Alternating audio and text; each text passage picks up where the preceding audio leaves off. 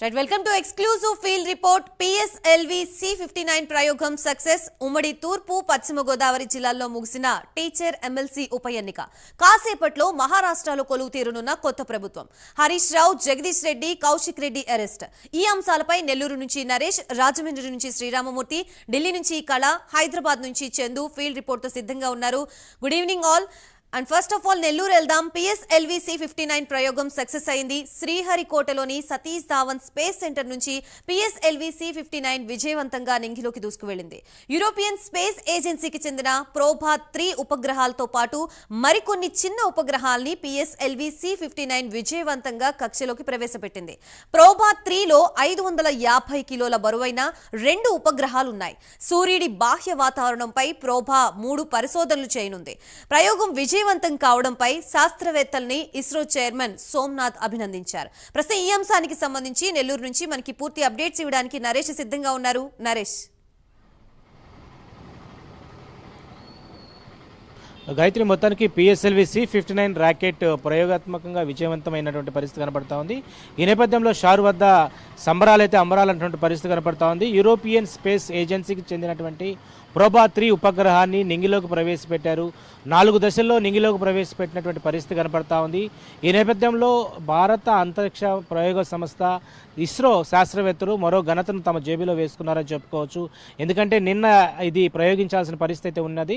నిన్న చివరి నిమిషాల్లో సాంకేతిక లోపం కారణంగా ఇటు యూరోపియన్ ఎవరైతే ఏజెన్సీకి సంబంధించినటువంటి శాస్త్రవేత్తలు దాన్ని ఆపేయాలంటూ కూడా నిన్న ఇస్రోకి చెప్పడంతో వెంటనే దాన్ని ఆపేశారు. మళ్ళీ రీషెడ్యూలింగ్ కింద ఈరోజు ఉదయం నుంచి కూడా కౌంటౌన్ ప్రక్రియ స్టార్ట్ అయింది.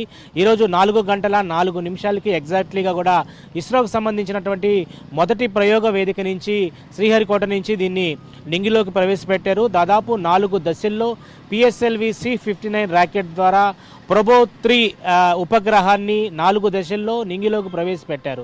సో ఇక్కడ మనం ఎగ్జాక్ట్లీగా కూడా ఇది ఖచ్చితంగా కూడా వాణిజ్యపరమైనటువంటి ఉపగ్రహం.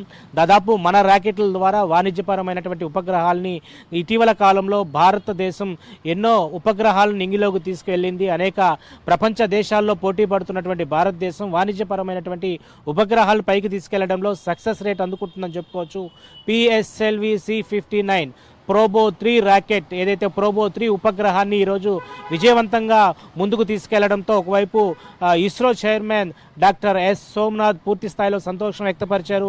మిషన్ డైరెక్టర్స్తో పాటు పలువురు యూరోపియన్ సంబంధించినటువంటి శాస్త్రవేత్తలు కూడా ఏదైతే అక్కడ కొంత ఆనందోత్సవం అయితే కనపడిందని చెప్పుకోవచ్చు. ఇక్కడ ప్రధానంగా ఇండియన్ న్యూ స్పేస్ ఏజెన్సీకి సంబంధించి యూరోపియన్ స్పేస్ ఏజెన్సీకి సంబంధించినటువంటి ఈ యొక్క ఉపగ్రహాన్ని ఈరోజు ప్రవేశపెట్టారు. దాదాపు ఇది 2 సంవత్సరాల పాటు సూర్యుడిపై అధ్యయనం చేసేందుకు, సూర్య కిరణాలను అధ్యయనం చేసేందుకు, కృత్రిమంగా సూర్య గ్రహణాన్ని ఏర్పాటు చేసుకోవడం ఎలా అనేది కూడా ఈ యొక్క ఉపగ్రహం తోడ్పాటు పడుతుంది.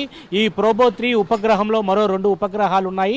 అందులో ప్రధానమైంది కరోనా గ్రాఫ్ స్పేస్ క్రాఫ్ట్ ఒక ఉపగ్రహం, మరోది ఓకాల్టర్ అనే యొక్క గ్రాఫ్ స్పేస్ క్రాఫ్ట్ మరో ఉపగ్రహం. సో ఈ 2 ఉపగ్రహాలు సూర్యుని బాహ్యంగా ఉన్నటువంటి అనేక కిరణాలను ఏదైతే సోలార్కి సంబంధించినటువంటి ఏదైతే విధంగా కొన్ని సూర్యుడిపై ఉన్నటువంటి కొన్ని రేఖలను ఏదైతే సూర్య కిరణాలను అదేవిధంగా అక్కడ ఉన్నటువంటి కొన్ని పరిశీలించడానికి ఈ యొక్క ఉపగ్రహం పూర్తి స్థాయిలో దోహదపడుతుందని చెప్పి ఒకవైపు మిషన్ సంబంధించినటువంటి డైరెక్టర్స్తో పాటు అటు సోమనాథ్ కూడా తెలియజేయడం జరిగింది. మొత్తానికి వాణిజ్యపరమైనటువంటి ఉపగ్రహాలు నింగిలోకి తీసుకెళ్లేందుకు పూర్తి స్థాయిలో సక్సెస్ రేట్ అందుకుంటున్నటువంటి ఇస్రో మరోసారి మరో ఘనత అయితే సాధించిందని చెప్పుకోవచ్చు.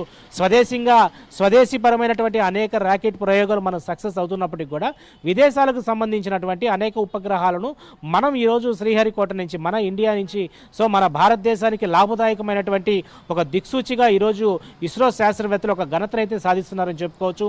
కాసేపటి క్రితమే ప్రయోగించినటువంటి PSLV C59 ర్యాకెట్ ఎగ్జాక్ట్లీ 17 నిమిషాల 50 సెకండ్లలో ఈ 4 దశల్లో పూర్తి చేసుకొని అనుకున్నటువంటి ఎగ్జాక్ట్లీ పాయింట్లో 60,530 కిలోమీటర్ దూరంలో ఈ యొక్క శాటిలైట్ని 4 దశలు పూర్తి చేసుకున్న తర్వాత సపరేటెడ్ శాటిలైట్ అయిన తర్వాత దీని యొక్క పనితీరు పూర్తి స్థాయిలో యూరోపియన్ దేశకు సంబంధించినటువంటి వాళ్ళ అబ్జర్వేషన్లో ఉంటుంది.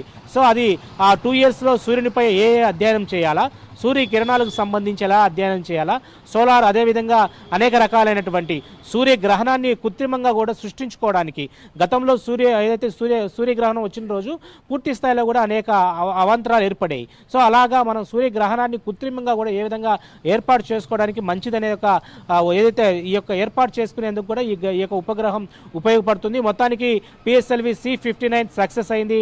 సో ఈ యొక్క షార్కు సంబంధించినటువంటి ఈరోజు ప్రాంగణం అంతా కూడా ఆనందోత్సవంలో ఉన్నారు. వాణిజ్యపరమైనటువంటి ఈ యొక్క ర్యాకెట్ ప్రయోగాత్మకంగా చేపట్టడం దాని పట్ల ఇప్పటికే యావత్తు భారతదేశం అంతా కూడా గర్విస్తుంది. ఈ నేపథ్యంలో ప్రపంచ దేశాల్లో పూర్తి స్థాయి ఈరోజు ప్రపంచ దేశాలన్నీ కూడా ఇండియా వైపు భారతదేశం వైపు మల్లుతున్నాయి. ఎందుకంటే ప్రధానంగా ఏదైతే శ్రీహరికోట ఇక్కడి నుంచి ర్యాకెట్లు ప్రయోగిస్తే ఖచ్చితంగా సక్సెస్ అందుకుంటాయి. పూర్తి స్థాయిలో కూడా అనువుగా ఉన్నటువంటి ప్రాంతం తక్కువ కిలోమీటర్లో అనుకున్నటువంటి exactly point long range point అయి ఉండొచ్చు, మరి అదేవిధంగా కరోనా పాయింట్ అయి ఉండొచ్చు. ఈ పాయింట్లోకి ఉపగ్రహాన్ని ఈజీగా పంపించవచ్చు.